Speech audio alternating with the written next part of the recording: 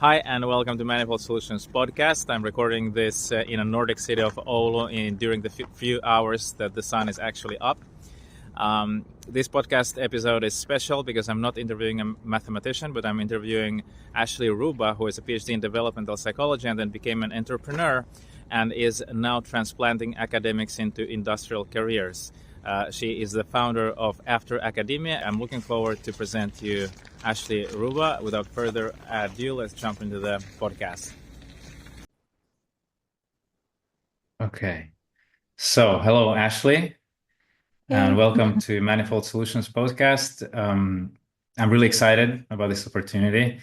So, just for everyone who are watching or listening, Ashley Ruba has a PhD in developmental psychology, and more recently, she founded After Academia, which is a company consulting academics to find careers outside academia.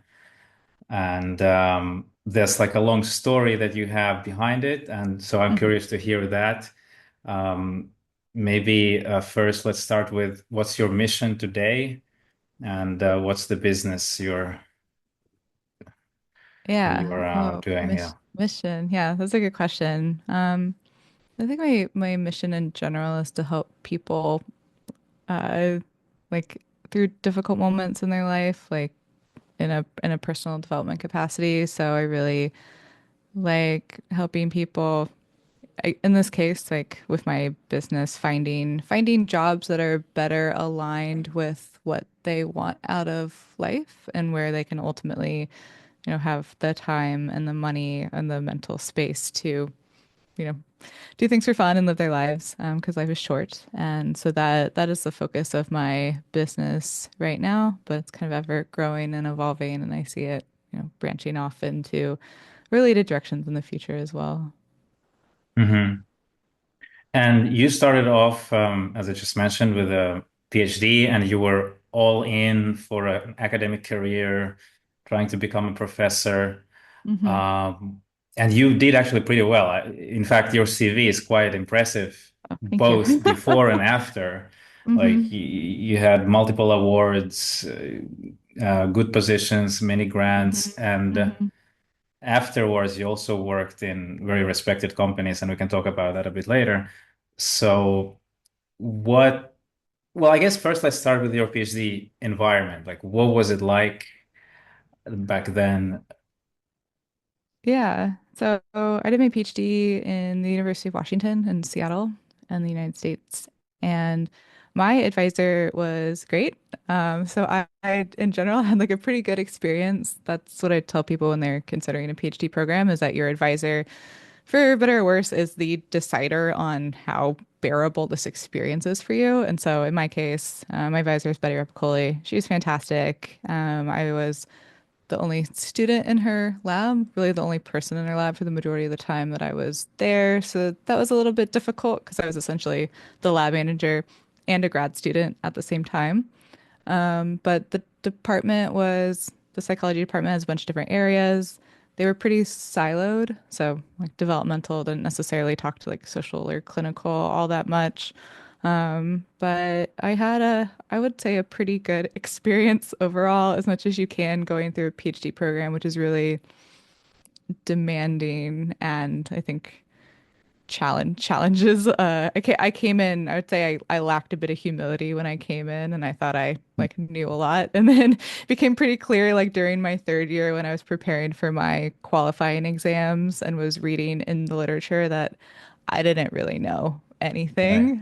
So it was a very humbling experience. And then by the end of it, you actually like know a lot, but then you, I think, are more aware of how much knowledge exists in the world and how little you actually understand of anything. And Sounds yeah, familiar. yes.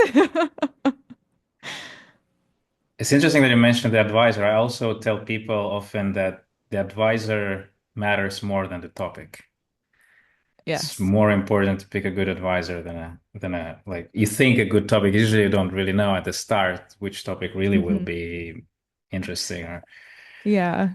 Yeah. And um I came in.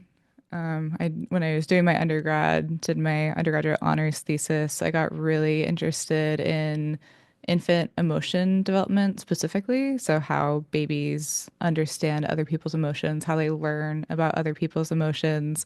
And so when I was applying to graduate school, I knew that I wanted to study these particular questions. And there was actually very few people in the United States, very few faculty who were studying these questions. So my advisor at UW was one of the only people in the country actually studying these questions. So I came in kind of knowing what I wanted to do. But to your point, I saw other people who started the program with me who had other advisors who were not great and who they didn't finish the program or they ended up changing advisors, and you kind of learn like who the faculty were in the department who were difficult to slash impossible to work with. So it was hard seeing people who I think had they been with another advisor, they would have been able to finish. Mm, yeah. Yeah, very, very likely.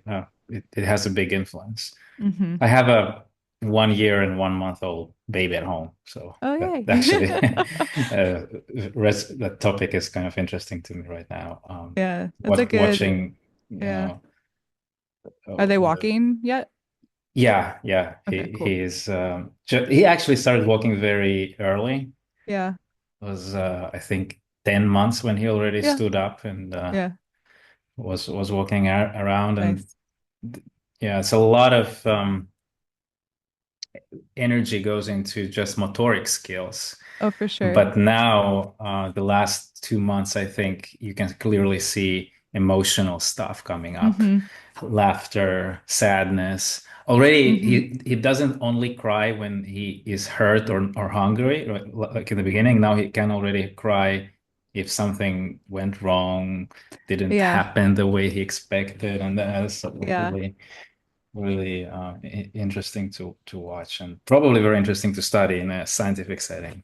Oh, for sure. Yeah. There's lots of really interesting connections between motor development and emotional development. And like you, I mean, like I know a lot about emotional development, but even like the grand scheme of infant development, there's so much happening in the first 2 years of life. And you think like a baby is crawling on the ground, their face is generally focused on the ground, but then once they're upright, their whole visual world changes, and now they're able to like they're able to hold objects in their hands and look at their hands. They're able to look at the objects and look at you, and so they're just getting so much more information than they were previously. So I think that it's really cool to think about how these different aspects of development like build off of each other and relate to one another. Yeah, yeah, yeah, super. It's a whole other topic. We could make Yeah. another podcast I know. about that. I'm like, welcome to my TED Talk about infant development. Oh, you have a TED talk about Oh that? no, I don't. I was just I could give one. I Yeah, still think about it all the time. So it's right. still very interesting to me. Okay. And what happened? So sounds like fun, right? Sounds like you were enjoying Yeah. yourself. You were doing well. So what happened then? Oh boy. A couple different things happened. When I was in grad school, I think I was trying to publish papers, getting a lot of rejections. Like that was hard for me. Like being in the very critical environment was like pretty challenging for me. And so I I was never really presented with another career path. It was kind of like, well, of course you would be a professor. You're really good at it. You want to do research. Like Expectations. every other job out there is like, I don't know, considered less than or a failure. Yeah. So I didn't really consider anything else until I sat on a faculty search committee as a graduate student representative. So I saw the process from the other side, and I saw, we had 120 people apply, which I was told was a low number, with one position, and just watched the process by which candidates were like put on the short list or invited out to interview. And it was uh, not, you can imagine, like very political and not necessarily merit based. And I just saw people who had, like, oh, this person has a $5 million NIH grant, but like now they're not making the short list for like a seemingly arbitrary reason. And people had CVs that were just like much better than mine who were not getting interviews. And I just remember thinking, there's no way I'm going to get a job. And it was that coupled with the stress of everything, coupled with I don't really want to like live anywhere, like have to move wherever for a job where I started thinking about, what other jobs are out there. So in my last year of my PhD program, I actually considered leaving and was talking to some people who I was in Seattle, so talking to people who were in user experience research because that seemed to be where psych people were going at the time, and wasn't really convinced that that's something I would like doing. And then I ended up applying for one postdoctoral position, which was a 3-year NIH fellowship for the National Institute of Mental Health, and I got it, which I didn't expect to get, and it was like a very prestigious fellowship, and was told when I got the offer that, I was one of the best applications they had seen in like the 30-year history of the fellowship. And like, I would definitely get like a top 20, like R1 position and all of these things. And it just kind of felt like, I can't really say no to this. Like that seems silly.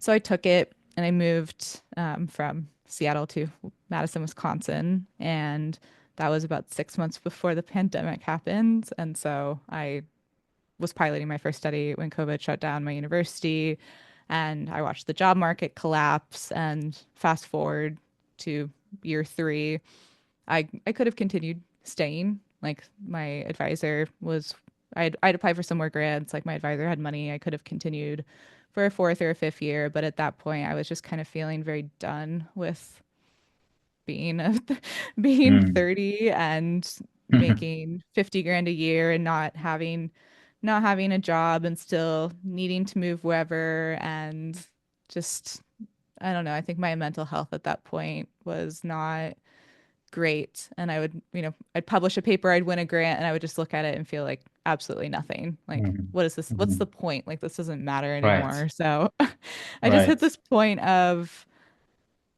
I could continue staying here for another year or two, and I still might not get a job. And then this is Yeah, just a waste of so time.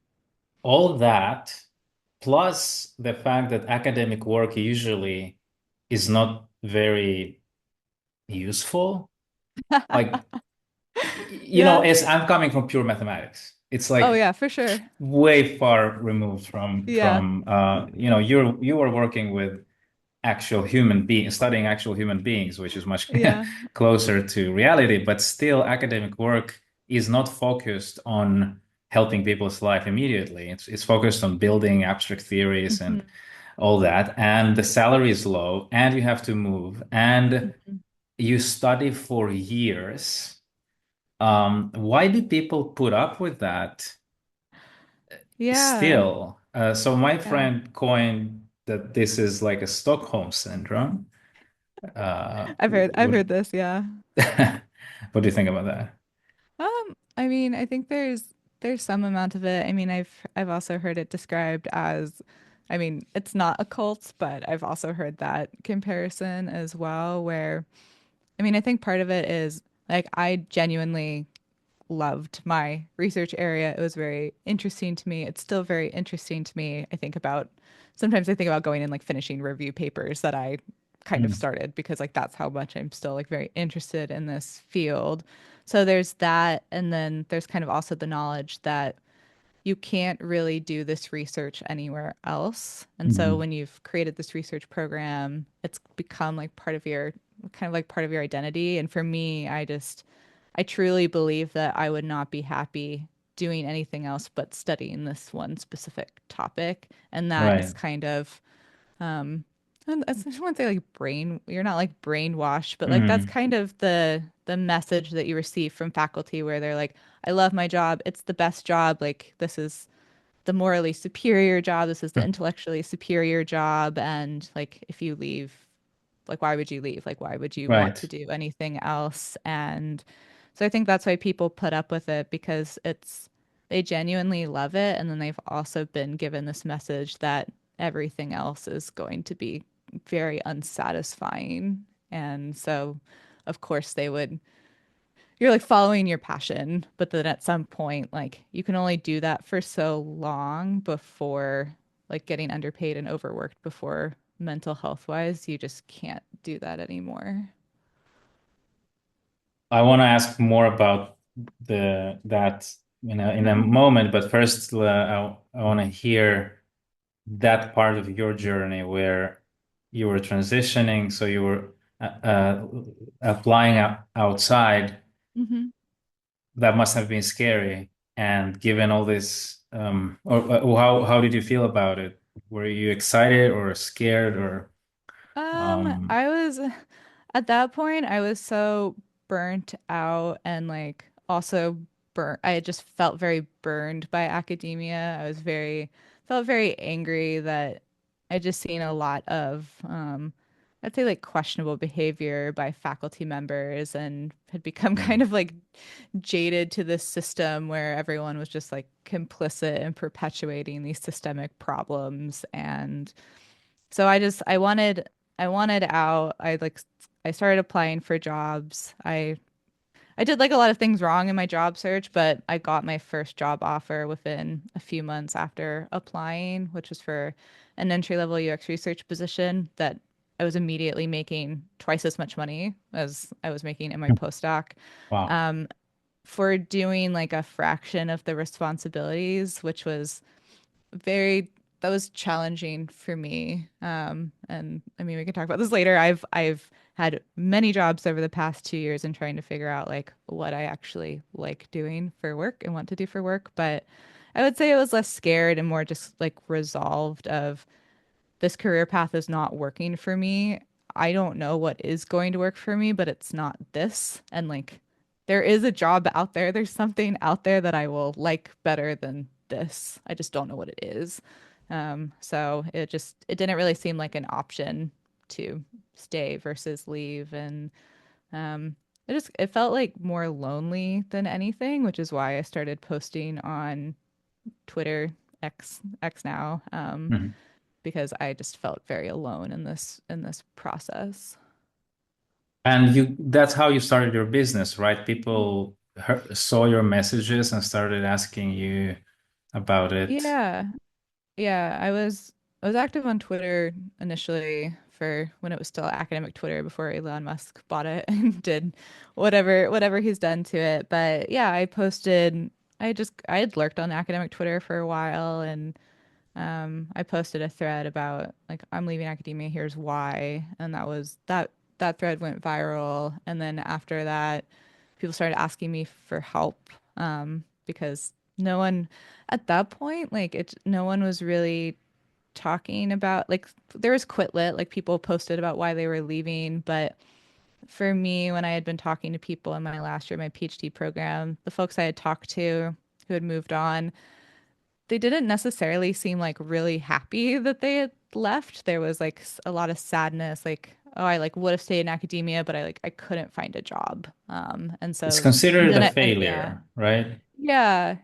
And for me, I just remember thinking like, okay, like you couldn't get a job, but like I can get a job. And the thing is like I I could have gotten a job. Like my CV was very good. I think if I applied, like continued to apply very widely for like several more years, I would have gotten a job somewhere, but I just wasn't willing to do that. Hmm. And so I wanted to be an example of someone who like I was really successful. I could have stayed. I decided to leave because I was done, and now I feel better about that choice. I don't like look back on my life and think, wow, this was a mistake, and I like regret it. So that was my initial intention in sharing, and then when people started asking me for help, then I started digging more into why is this so hard for people? I mean, I understood why it Mm. was hard for me, but it was surprising to me. And it still surprises me that I've built an entire business on this particular career transition because I didn't realize that so many people had such a hard time with it. And like a clear in every single field, like every country, every field, like people are struggling. Professors are struggling, like grad students are struggling, and I didn't know when I was making the transition that it wasn't just me. It was like really hard for so many people. Are there tenured professors who want to quit Oh and yeah. Yeah. No, Yeah. I have some in my program right now. I've helped some leave. I have some who are currently in the process of leaving. Yeah. Is it same reasons? Because Um, they have different, right, situation in the sense that they already have a stable job, kind of. yeah, so it's like not necessarily the job stability, but it's I think like COVID kind of put into perspective how little some universities care about their employees. So like requiring faculty to teach during the pandemic, just not having a lot of support. I think faculty um, at the end of the day, like some of them are paid like well, some of them are not. But it's like it's workload, burnout, having to teach a lot, not really actually having time to do writing and research, which is what a lot of people like. That's what I wanted to do. If I could just like do research all day and not have to like teach a course, that would have Write been great. grant I would have loved that. proposals. Yeah. Yeah. And I think just like service and departmental politics and Yeah. like all of these things. I By the remember. way, here in Europe, we have 2 times more of that stuff, or three. I heard it was better in Europe. My professor here is from Illinois, Okay. and by the way, he also worked for Meta at some point. Oh, cool. He was founder of Oculus VR. Oh, awesome. Yeah, one of the founders, Cool. and so he went back to academia, and now Okay. he's a professor in Oulu in Finland. So that's what he's telling us, that the amount of bureaucracy here is much worse. Actually, he has figured it out in a way that there's another professor who does his part because Okay. he was able to get himself in that position. But that's the story. Yeah, it's just a lot. Yeah, it's a lot of like politics, and I mean, and even in the United States, I think you just see, like we're at least in the United States, we're about to hit an enrollment cliff next year, where the number of people who are 18, like traditional college age students, is going to be declining because of dropping college enrollments and declining birth rates.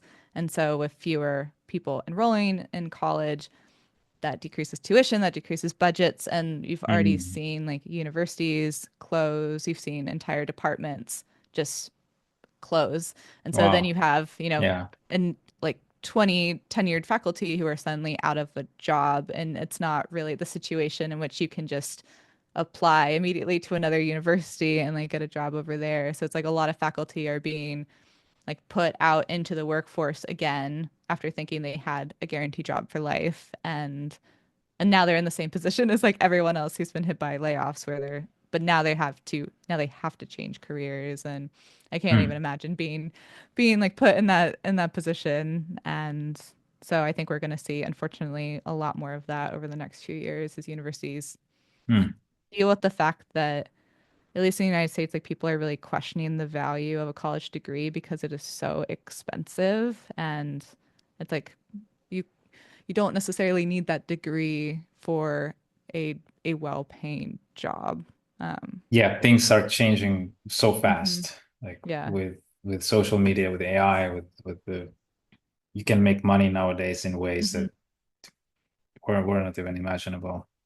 Yeah. I mean, like even I mean my job now, like as a business owner, content creator, like I didn't you don't need a degree to do that. Like anyone can just Mm. like pop Mhm. on the internet and like start creating content, like start selling a service, like build a business from there. Like you really don't I mean, I people ask me like if I regret my PhD. I don't regret my PhD. Like I had a good time. It was I enjoyed my time during my PhD program, and I think I did it for the right reasons. And I I still like I Yeah, said love my field and my research, but I didn't need that degree to build my business. right.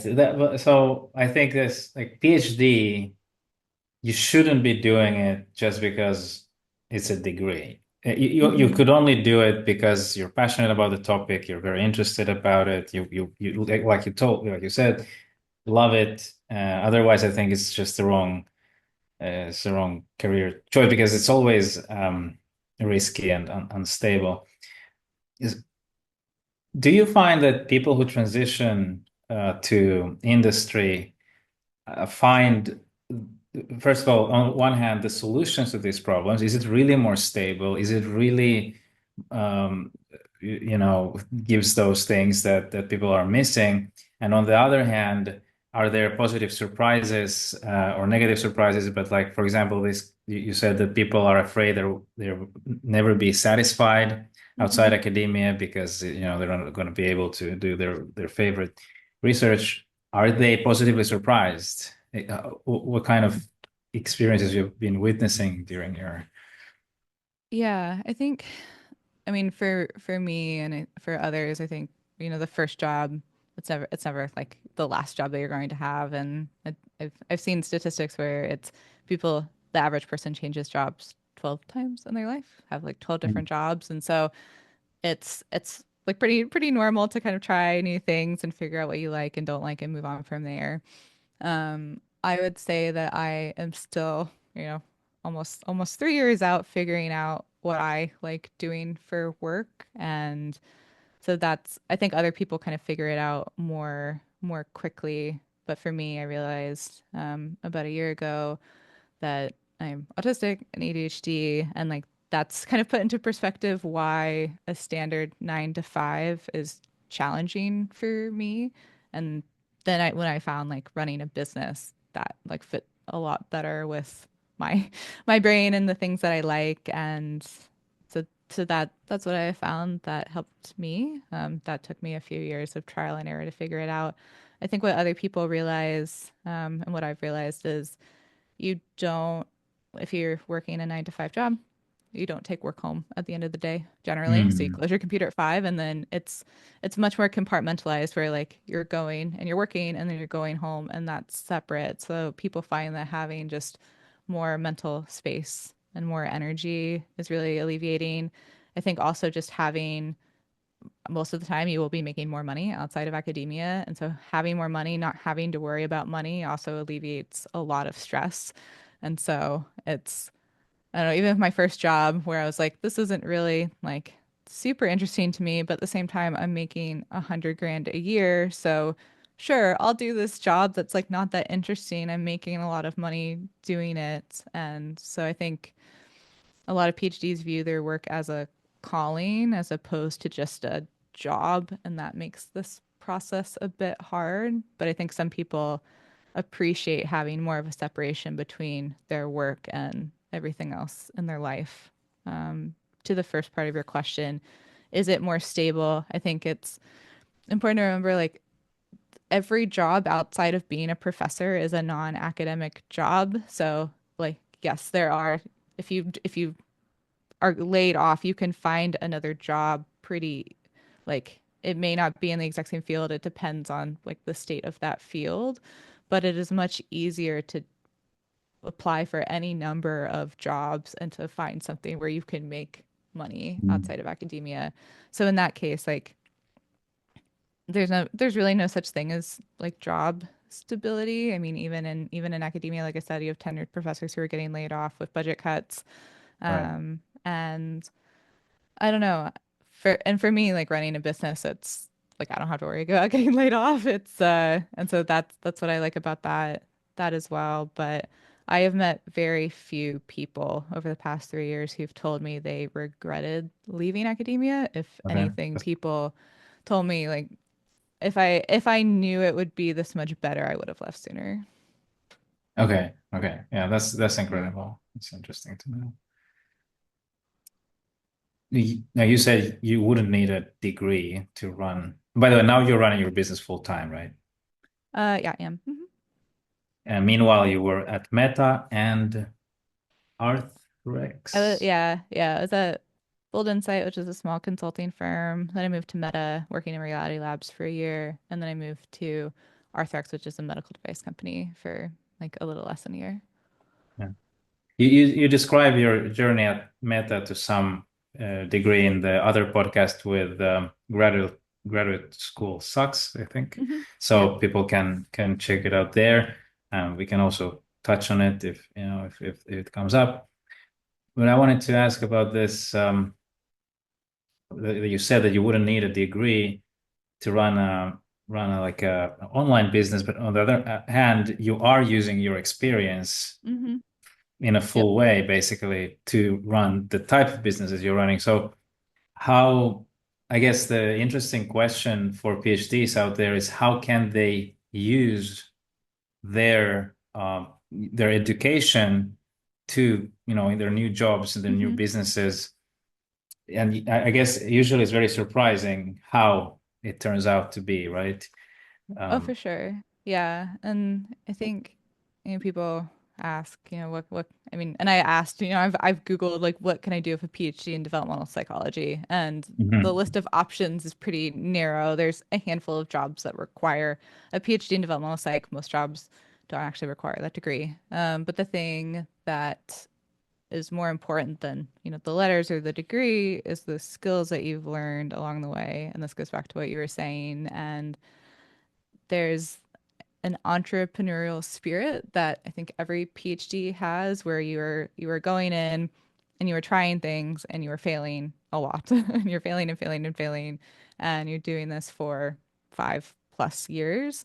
And that is essentially like the same mindset that's required to start and scale a business where you have an idea, you're trying things, you're failing a lot, you're sticking with it, you're enduring, and knowing that at the end of the day, you're going to figure it out. So I think a lot of PhDs would actually enjoy enjoy being business owners, especially service-based businesses like the one that I have, where you get to interact with other people and mentor other people in a very similar way to um, how I imagine being a professor feels, where you get to mentor graduate Mm. students and other students. So that is what I like about my business. And I think I mention this pretty often, but the ability to learn and teach yourself is a really important skill that PhDs develop during their training, and that skill will take you far in like pretty much any job. And so that's what I tell folks is to figure out what you actually like doing, like what interests you, Mm. and that's going to differ Mhm. from person to person. To like me, I really liked research. That's what I wanted to do all the time. Other people really like, they really want to be in grant writing, or they like more of the management side of things, or they like training and facilitation or instructional design. And so figuring out what you actually like doing, like you have the skills, you have the capacity, you have the ability to learn and teach yourself, and you can move into whatever field you want to. And so people have a lot more options than they think. Like you really have all the options open to you, Right. with the exception of the few careers that would require a degree. Like if you want to be a medical doctor, like yeah, you have to go back to Of school. If you want to course. be a lawyer, Right. sure, you have to go back to school. But any other job that doesn't have a degree or credential requirement, like you can learn the skills to pivot into that space. And it's about identifying the strengths that you have. And it's kind of hard to see when you are surrounded by other PhDs because everyone's kind of equally good at all of these things, but it's pretty surprising when you move out of an academic environment and you're working with, like in my last job, I was the only person with a PhD, and it became pretty clear that I was the strongest writer on my team because I had just been writing I'd written so much. Right. And so I often took like a lot of, writing a lot of the reports. And I really enjoyed that. It benefited my team because they could just give these things to me that I was really good at. And I wouldn't have guessed that from Mm. just Yeah, you take applying it for for a granted job. when you're in that environment. Yeah. Oh, you take so you take so much for granted. And I think, obviously like everyone's different, but I think PhDs have been trained to problem solve and think very critically and like analyze the situation and determine like where the problems are. And that's a really important ability too. And so it's just about figuring out what you actually like doing, and that's a whole process of trial and Mhm. error. Right. And people have to know how to market those things. And I really Mm-hmm. love that. Just pulled up your post on, I think, LinkedIn, Mm-hmm. where you have this list of words that people are using on their CVs and how they should change them. So instead of, for Mm-hmm. example, postdoctoral trainee, you should write research scientist, or instead of academic advisors, stakeholders. I really love this approach. So that's a big gap in actually in the education. It's not Hmm. taught to us at the university how to market yourself.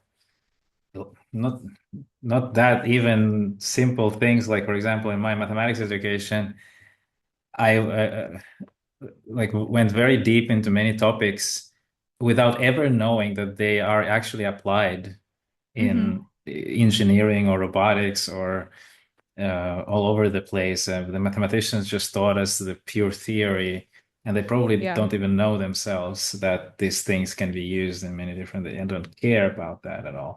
So there is a big gap, and I'm really glad you're feeling that gap, and I also want to do the same thing, but for mathematicians. So that's Hmm. my kind of, you know, niche. Um, Yeah, I mean, in a lot of these words, stakeholders or KPIs or cross-functional teams, insights, like all of this language, you don't use it in academia at all because I think there's a couple of like really big differences between academia and industry, and obviously one of them is outside of academia, you are focused on profit and creating a profit, and so you're having to make decisions based on limited data, and you're having to make these decisions like pretty quickly. So speed, results, persuasion, like all of these things are, I think that's what's hard for academics is we're used to studying something forever to death yeah, until we've analyzed like every single situation and like facet of it, and that is just not how decisions are made when you are more focused on generating revenue and creating results. profit and Mm. results. And yeah, so I think like folks have, and I had difficulty with this too, and thinking about, what is the value that I have delivered for a team, and especially when results in academia are measured by publications and like number of publications, like prestige, and that kind of result doesn't really translate outside of academia, where you're like, okay, you published a paper, but like, what did that actually do? Like, Right. what was the result? Like, Yeah. well, how did this benefit the university? How did this benefit your company? And The it's a mind really shift is hard mindset. incredibly Yeah. big, I think. I'm still struggling. I've been doing out of academia stuff for years, Hmm. and it's been such a learning curve for me to understand that in the business world, indeed, like if you can create value, which means the Hmm. company could make more money, that's the thing, like Oh yeah. somehow. And it's such a different world. But on the other hand, I've noticed that because companies are so result driven, sometimes they do better research. So I give an example. My friend is working in biotech Hmm. in Boston, and they are running a startup developing a cancer drug, Hmm. which is based on a Nature paper. So there was an academic paper published in Nature that some, don't ask me, blood cell combination Hmm. can predict this cancer. And when they started the company, very quickly they realized that there was a mistake in that paper. Yeah. Just statistically wrong analysis, some mistake went in there. And so as a startup, for them, it's absolutely crucial to get it right. Otherwise, the Yeah. cancer is not going to get solved. So Yep. in this case, they are actually driving the research forward better than Hmm. academia would because they need that result. And you Yeah. recently wrote that Hmm. something about on LinkedIn I again. did. I did. Yeah.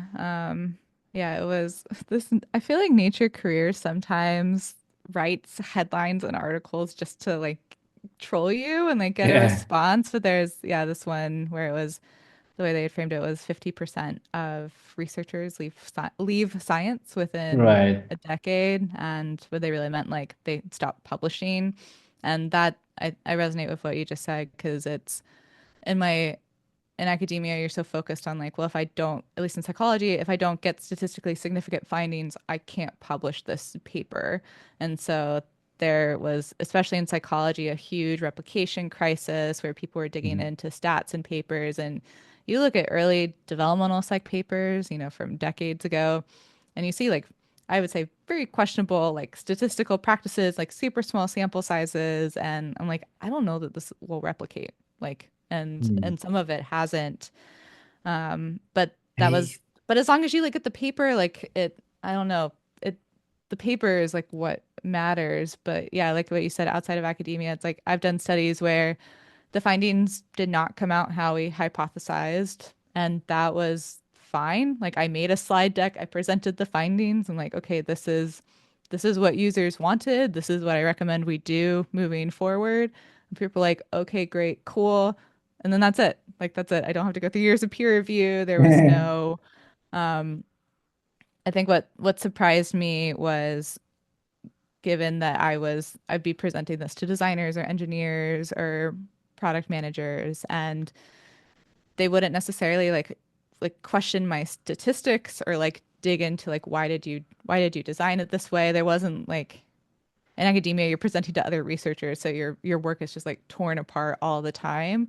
And here it's just kind of taken at face value where it's like, okay, I did this study, these are the results, these are my recommendations, and they're like, okay, cool, like thanks for letting us know, and then you move on from there. And it's just a very I don't know, my work was never criticized outside of academia, that was what was really shocking to me. If anything, people were You thanking were the me. expert. You were the Yeah, expert. I was the expert. They're like, "Well, you're the researcher. Like, how do you think we should design this? How should we run this?" And they're like, "Oh, thank you for all your hard work on this. This was really helpful." And I'm like, "Did anyone in academia ever thank me for anything?" Like, it's just that was what was really jarring to me, moving out of academia. Wow. Yeah. Yeah. So you feel like your work is actually more impactful, more helpful, right? Immediately, get the immediate feedback. hmm Yeah, Mm. I mean, in user experience, we make recommendations all the time, and they're not always followed, because the product managers are the ones who are ultimately making decisions about, okay, like what time frame we're working with, like what's the expense of making this change. And I think that's also hard, where it's like, yeah, you have data that, users may not like a particular feature, but then you're also having to persuade people and like I don't know, work within all these constraints about, okay, Yeah. people don't like this feature, but is it something that we have the time and the resources to change? Is it bad enough to, Legally. yeah, I mean, in working in medical devices, we think about this in terms of harm. So it's like, Mm. okay, if we don't change this, is it going to potentially hurt people, harm like the surgeon or the patient? Or is it one of these things where it's like, yeah, it would make it slightly more usable, but it's ultimately not going to hurt anyone if we leave it the way that it is and people can figure it out. It just might be annoying. And they're like, okay, fine, ship it. Like we want it out, ship it. So I found that process to be very interesting, where you can have data that people don't like a feature, and that doesn't necessarily mean that the Yeah. feature is going to get changed. Yeah. Yeah. Now you understand why there are many of these annoying features Yeah, in the apps and why I they're not know. going away. Yeah. Yeah. Yeah. Yeah, exactly. Yeah. So I found that to be like it was very frustrating and very Mm. interesting. But then, that's also kind of like why I like running my own business, and because I'm the one making these decisions, and I'm the one doing the research and like talking to my customers and my clients and figuring out what's working for you, what's not working for you, what new features do you want me to add, and then I go in and then I make the changes and I make it better. Are most of your clients in the United States, or Mo have you most of been most of going? them are. I think I have people from over 10 different countries though, but it's mostly the Hmm. US, US, Canada, Australia, and then various countries in Europe. And you have a course, a program, and you do individual consulting, right? Yeah. So I started off only doing like one-on-one meetings because I actually did one-on-one meetings for free for like a year until Oh, it kind of it kind of got I was just, I think a lot of people do like informational interviews for free. So I was doing that. I was reading resumes for free until I started posting on LinkedIn, and then my account blew up there. And then I probably could have spent every hour of every day meeting with people and would not have time to do anything else. Like that's how many people were asking for my help. So then that's why I started asking people to pay me for my time. But yeah, so I do one-on-one meetings and outside of my program, like one-on-one meetings, interview prep, resume review, services. But then like within my program, I have basically all the information that you could ever want about finding a job outside of academia. So I've created a course that lives in the program, and that goes through everything. I also have office hours every week so people can drop in and ask me questions. I can look at their documents, LinkedIn's, resumes, cover letters, things like that. And then I'm just like there available to answer questions if people have questions about anything during the process. And yeah, I mean, I think within my program, I think 50 people have jobs, and then of folks who have met with me one on one, like dozens of other people like have left academia and gotten jobs at this point. So see that my my advice is useful, and like the information I've distilled is like people are able to use that and make meaningful progress on their job search. you wrote somewhere that after you did something to your CV and your resume and your application process, you got a job in 8 weeks. And are you able to replicate that with people? Like those Yeah. 50% of your clients, that is the process becoming kind of predictable for you at this point? Um, it it depends on so many factors. So there are people who have gotten jobs like relatively quickly, like within a couple of months. And then there's other folks who have still been looking for jobs. And like I said, it depends on a lot of different factors. So for instance, I have several folks come in who are wanting a job in UX because that was a very Mhm. popular career path for a long time. That's the path that I went in. And the job market has become so competitive right now that what used to be an easier transition, like I moved into UX into an entry level role without any experience.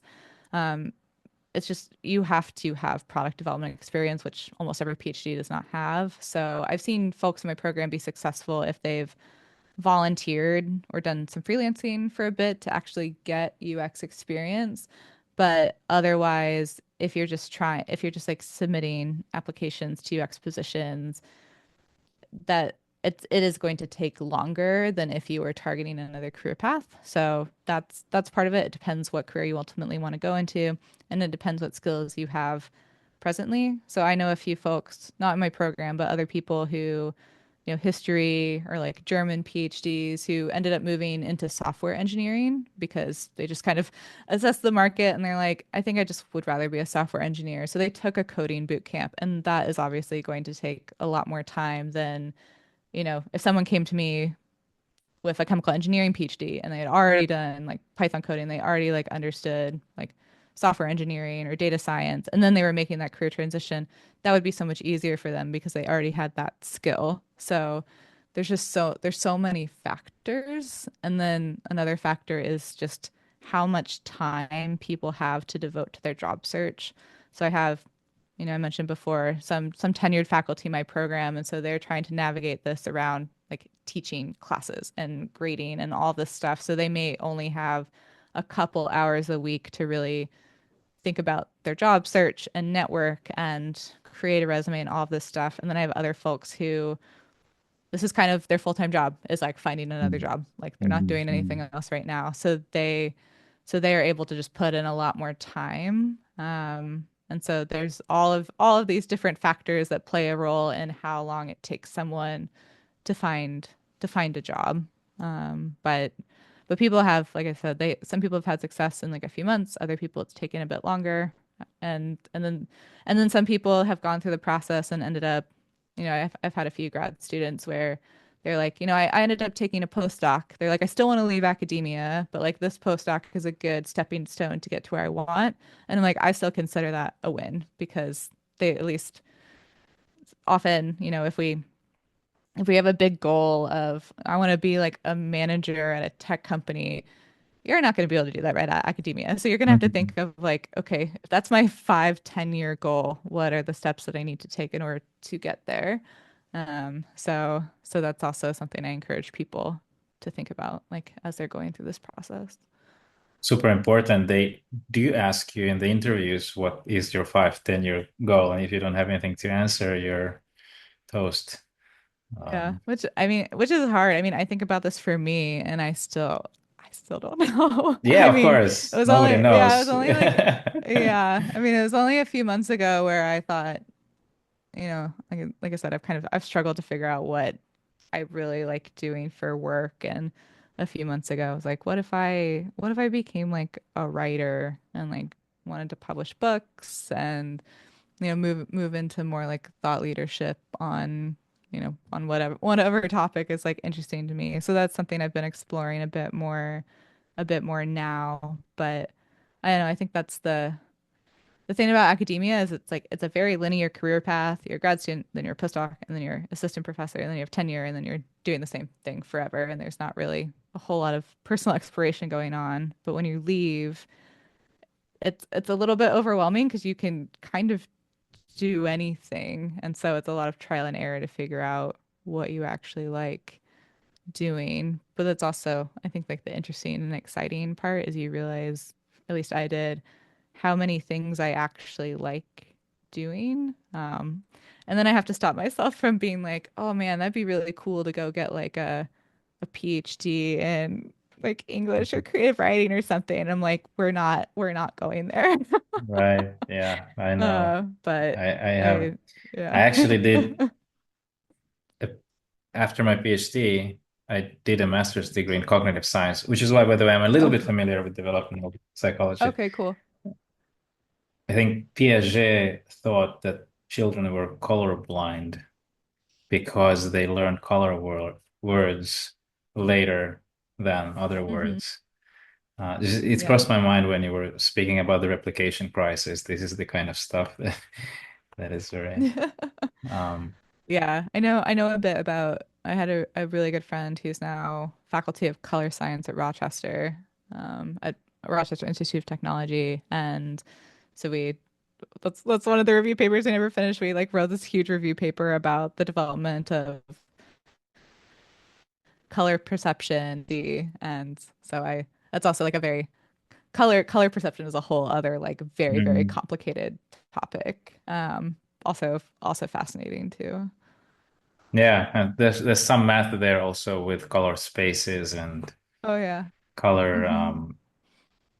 regions that people perceive and different cultures and the Hmm. Sapir-Whorf effect that the words influence the kind of categorical Yeah. perception stuff. Yeah.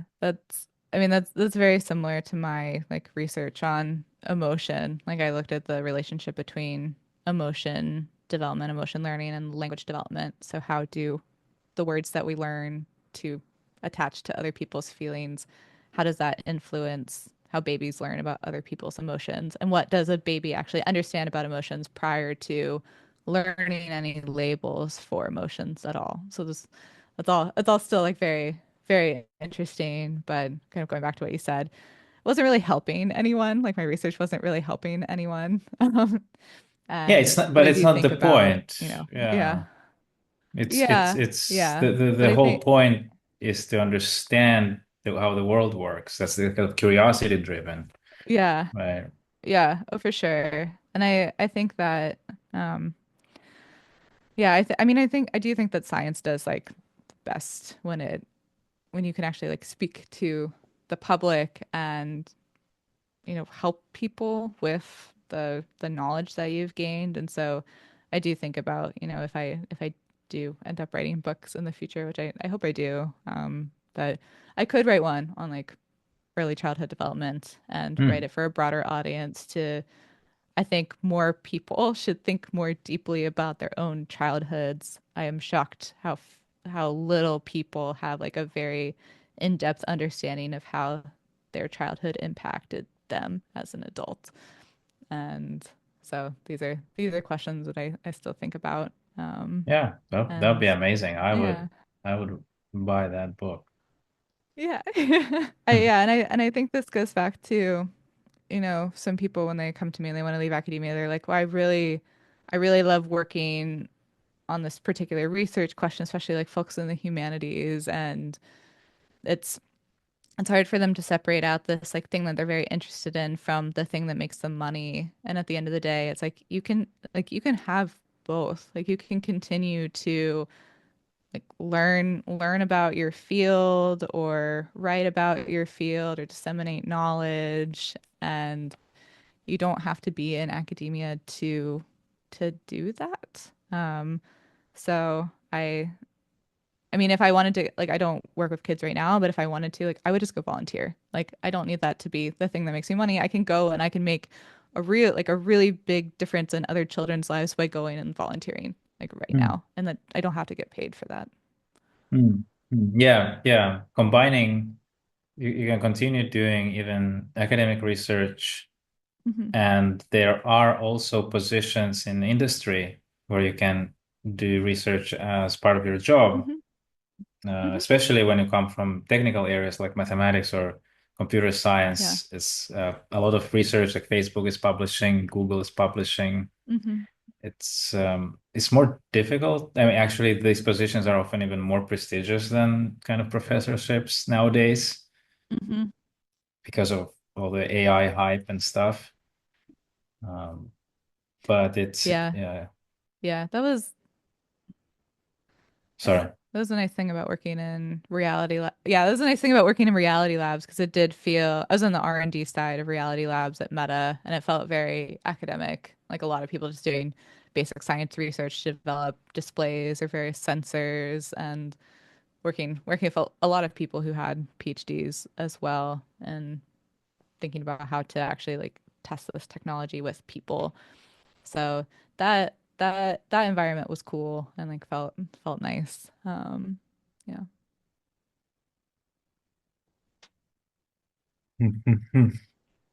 Okay, so then I have a whole section of questions about the more political things.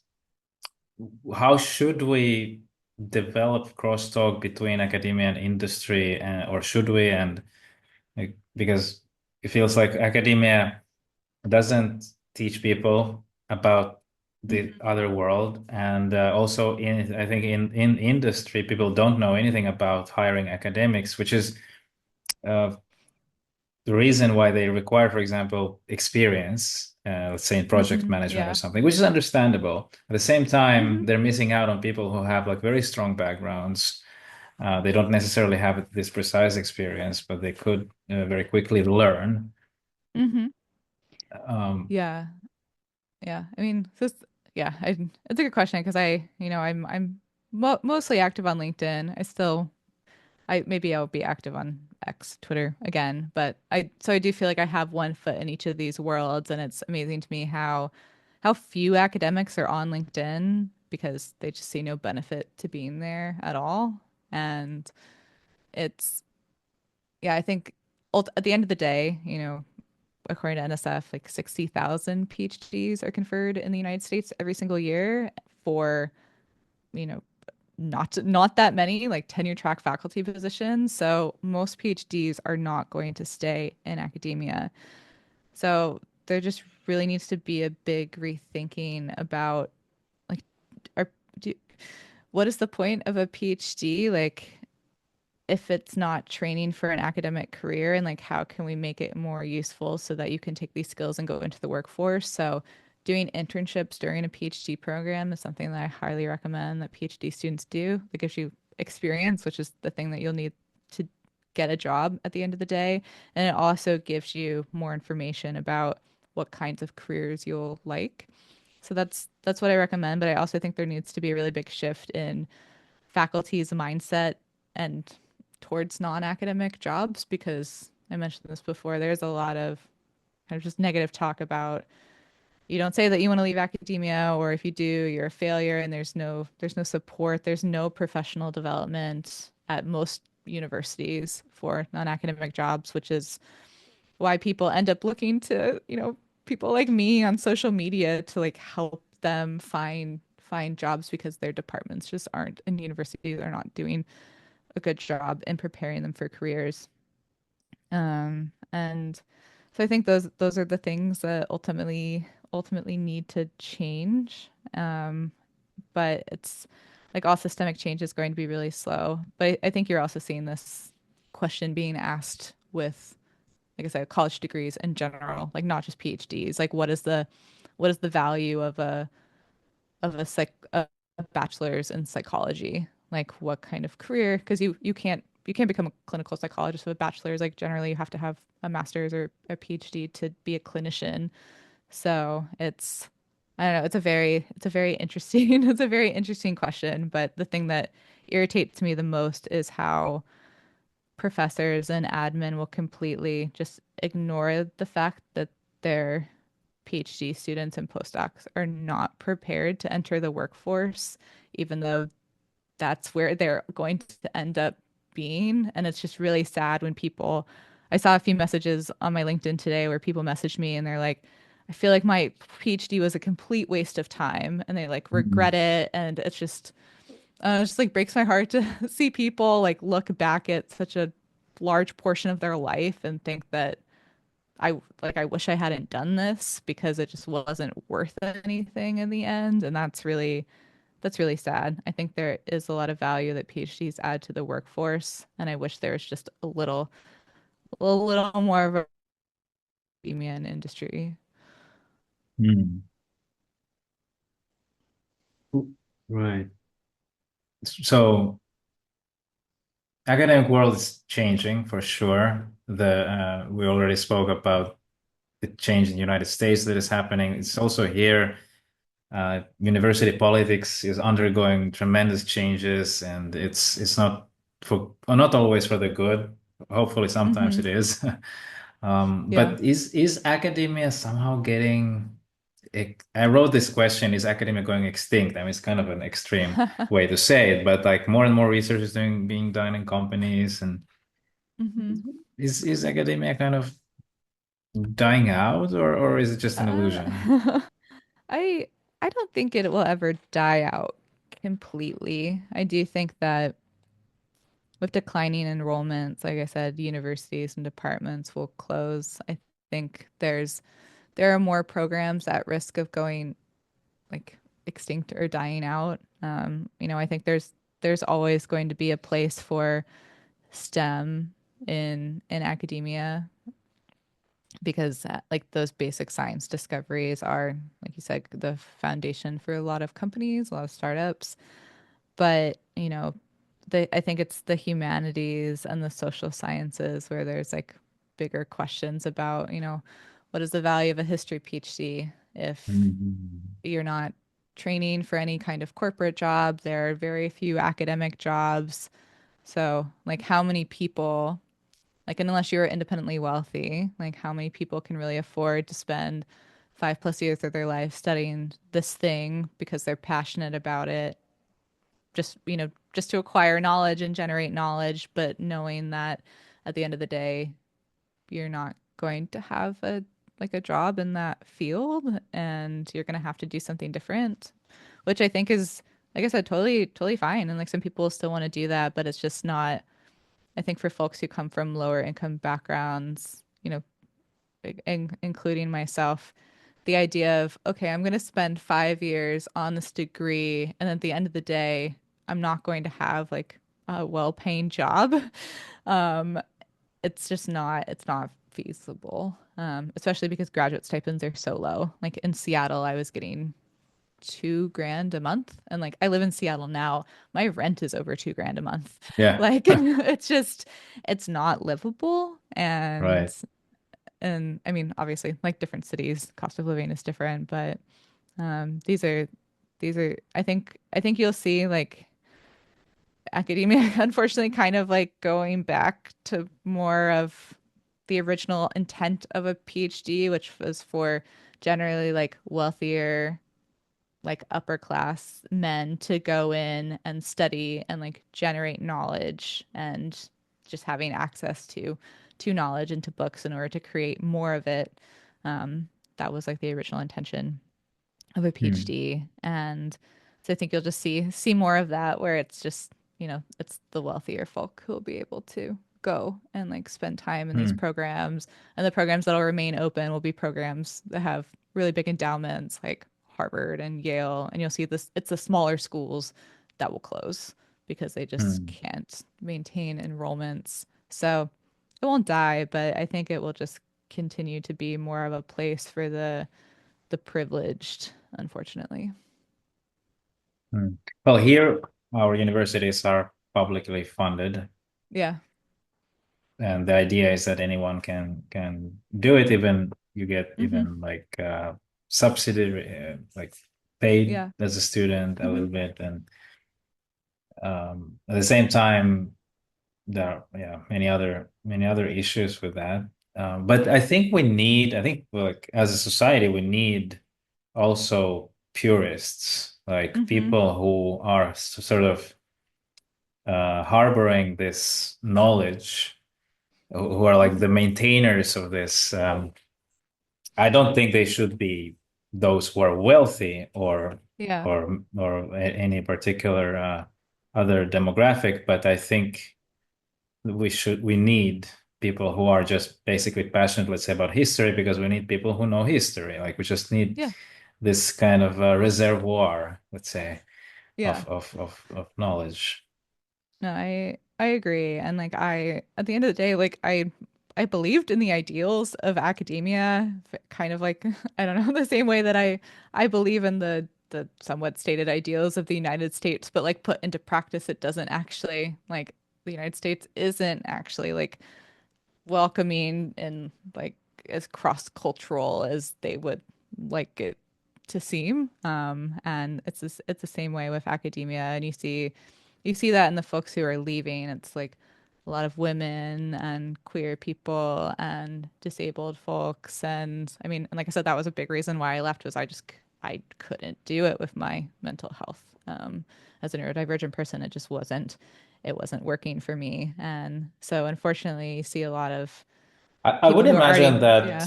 autism and ADHD, I think those two you mentioned, would Hmm. help you in academia. Oh, it did. I mean, it helped so much that as a developmental psychology PhD, I did not see these in myself until a year ago. Like I just Right. I'm writing an essay about this now because I think about that a lot of like how did I I if anyone I should have seen this and I didn't. But yeah, I think when your special interest is academia and like, your research area, I just had the capacity to, I mean, that's the interesting thing about ADHD is it's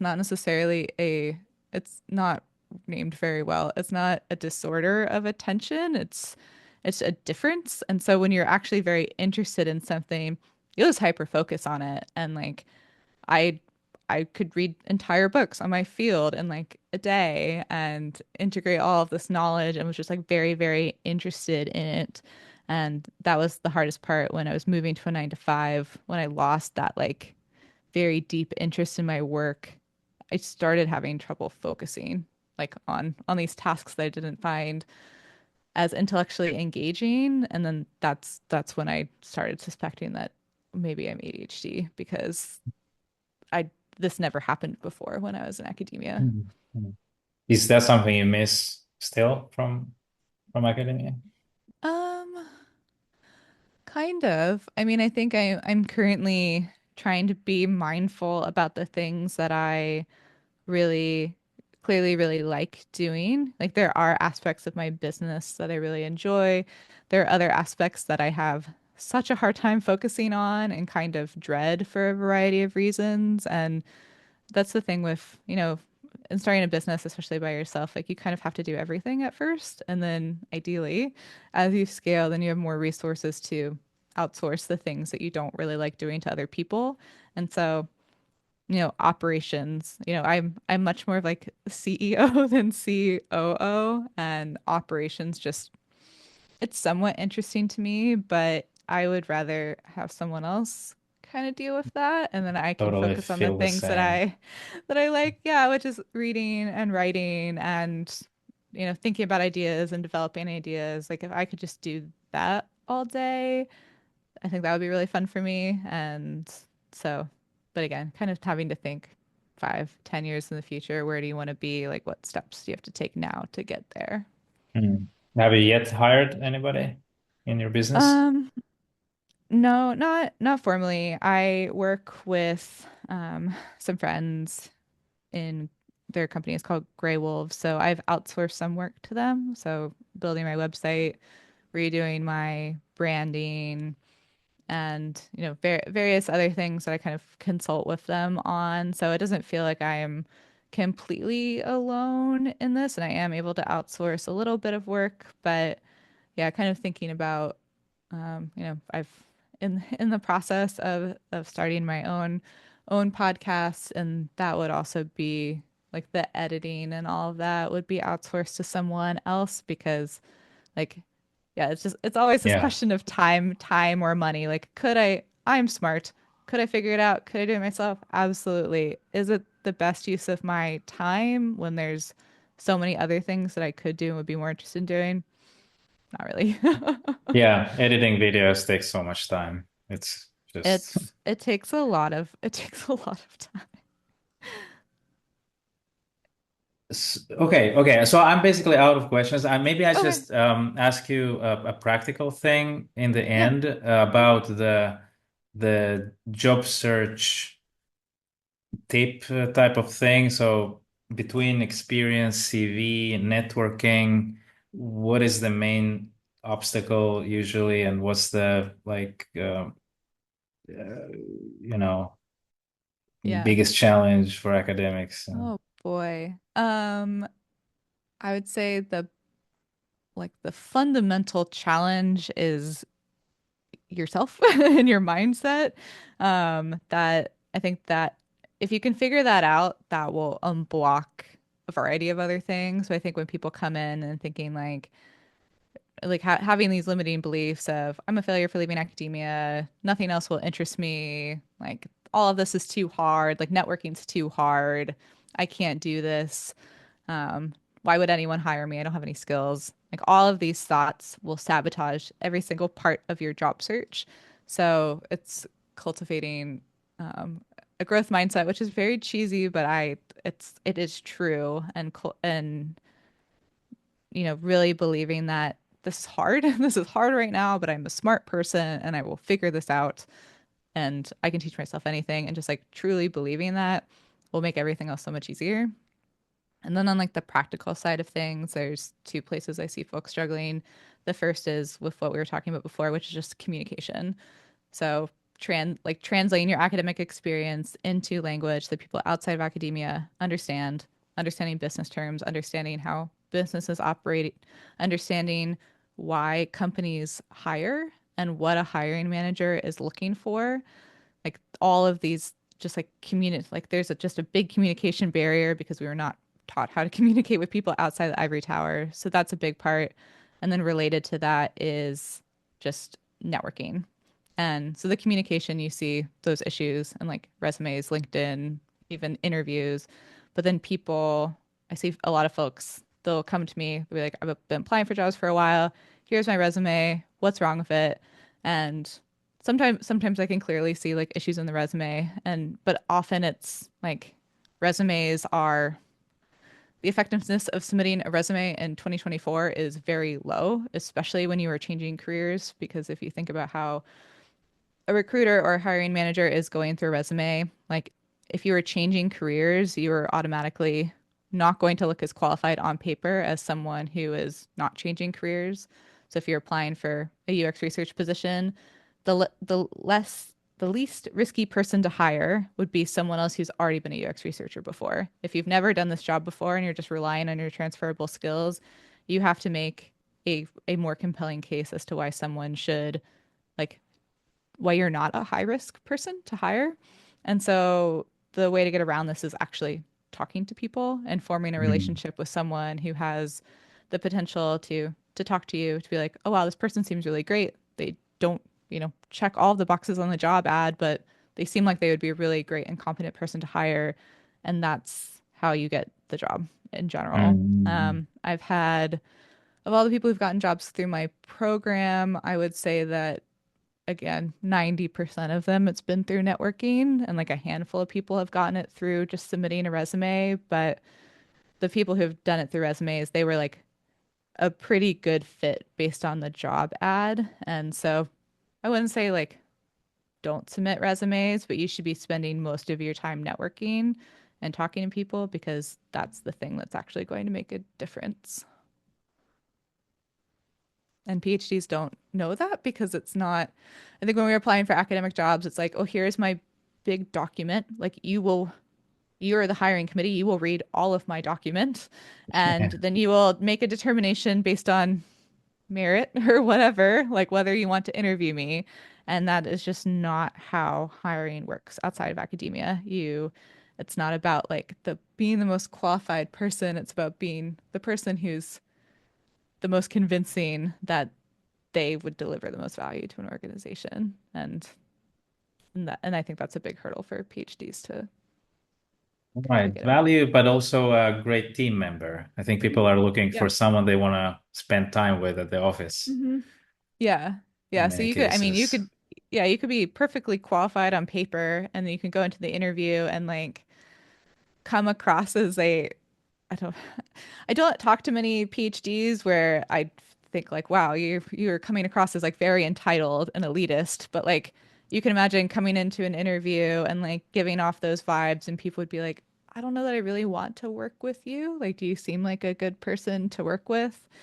Um, and and yeah, so I think I've had a few people where they get to the interview stage, which is great, which means that you're doing things right for your resume and networking, and then they just like don't make it through the interview. And I've done interview prep with folks and can kind of see like there's communication barriers again that's Mm. coming across. Academics are, I wouldn't say, are brief in their answers, and they will ramble, and I'm guilty of this as well. So